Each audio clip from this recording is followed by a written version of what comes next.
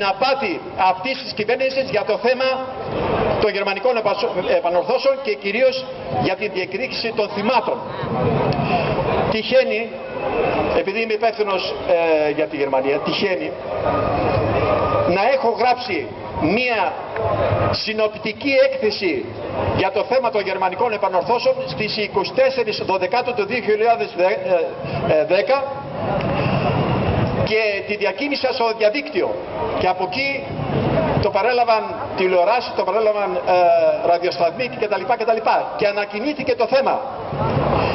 Σε αυτή την έκθεση που είχα συντάξει, σκοπίμως έβαλα μία παγίδα για την ελληνική κυβέρνηση να αποκαλύψω το φιάσκο της. Ποια ήταν η παγίδα?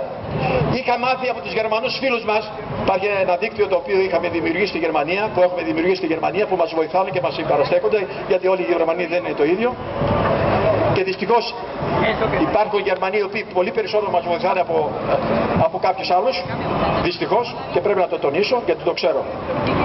Λοιπόν, και είχα αναφέρει σε συμφωνία με τον Μανώλη Γλέζο και τον γενικό μας γραμματέα, τον Ευάγγελο Μαχέρα, να βάλουμε μία ημερομηνία η οποία δεν ευσταθούσε, αλλά να την βάλουμε συμβατικά για να παγιδεύσουμε την ελληνική κυβέρνηση.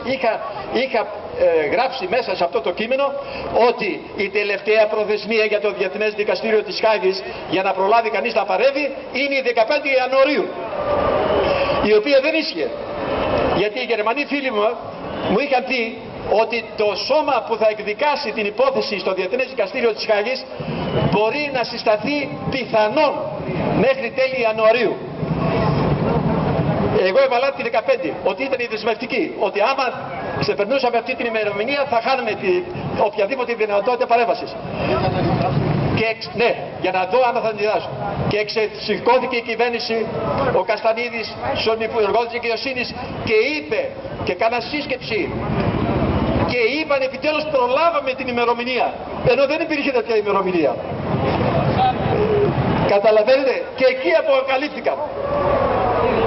Δηλαδή τους έβαλα αυτή την παγίδα και την πάτησα. Επιπλέον, σε συμφωνία πάλι με τον Ευάγγελο Μαχέρα, τον γενικό μας γραμματέα, συμφωνήσαμε, γιατί με ρώτησε πότε θα εκδικαστεί η υπόθεση στο Διεθνές Δικαστήριο. Του είπα ότι δεν είναι γνωστό, από ό,τι μου είπαν οι Γερμανοί, το καλοκαίρι. Πότε το καλοκαίρι δεν ξέρουμε. Οπότε βάλαμε την ημερομηνία συμφωνημένη τέλη Ιουνίου. Και εκεί την πάτησα. Δηλαδή, ψευδός ισχυρίστηκαν επισήμως από τις τηλεοράσεις